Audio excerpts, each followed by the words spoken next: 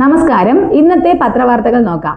സൈപ്രസിന്റെ ഉന്നത ബഹുമതിയായ grand cross of the order of Makarios 3 നൽകി ആദരിച്ചത് നരേന്ദ്രമോദി. സൈപ്രസിന്റെ പ്രസിഡന്റാണ് ക്രിസ്റ്റോ ലൗലിഡ്. സൈപ്രസ് യൂറോപ്യൻ ദ്വീപരാഷ്ട്രമാണ്. സൈപ്രസിന്റെ തലസ്ഥാനമാണ് നിക്കോസിയ. ബ്രിട്ടന്റെ വിദേശ ഇന്റലിജൻസ് സർവീസായ MI6ന്റെ മേധാവിയായി ചുമതലയേറ്റ വനിതയാണ് ബ്ലെയ്സ് മെട്രോവേലി. 1999 MI6 രൂപീകൃതമായത്. ഇസ്രായേലിന്റെ രഹസ്യാന്വേഷണ സംഘടനയാണ് മൊസാറ്റ്. ഇന്ത്യയുടെ രഹസ്യാന്വേഷണ സംഘടനയാണ് RAW. സുഗതകുമാരിയുടെ ജീവചരിത്ര ഗ്രന്ഥമായ സുഗതവനം എഴുതിയത് C. റഹീം. പ്രൊഫസർ NB മന്മഥൻ പുരസ്കാരത്തിന് അർഹനായത് അടൂർ ഗോപാലകൃഷ്ണൻ. 1 ലക്ഷം രൂപയും പ്രശസ്തി പത്രവുമാണ് സമ്മാനം.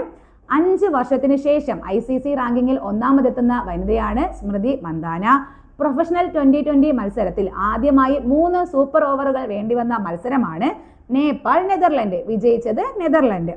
കാൽഗറി അന്താരാഷ്ട്ര വിമാനത്താവളം സ്ഥിതി ചെയ്യുന്നത് കാനഡയിലാണ്. 2025 G7 ഉച്ചകോടി നടക്കുന്നത് കാനഡയിലാണ്.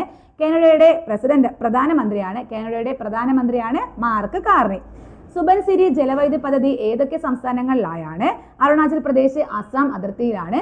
സുബൻസിരി നദിയിലാണ്. സുബൻസിരി ബ്രഹ്മപുത്രയുടെ പോഷക നദിയാണ്. ബാംഗ്ലൂരിലെ ചാണക്യ സർവകലാശാലയുടെ ചാൻസലറായി നിയമിതനായത് മുൻ ISRO ചെയർമാൻ ഡോക്ടർ സോമനാഥാണ്. നിലവിലെ ISRO ചെയർമാനാണ് V. നാരായണൻ.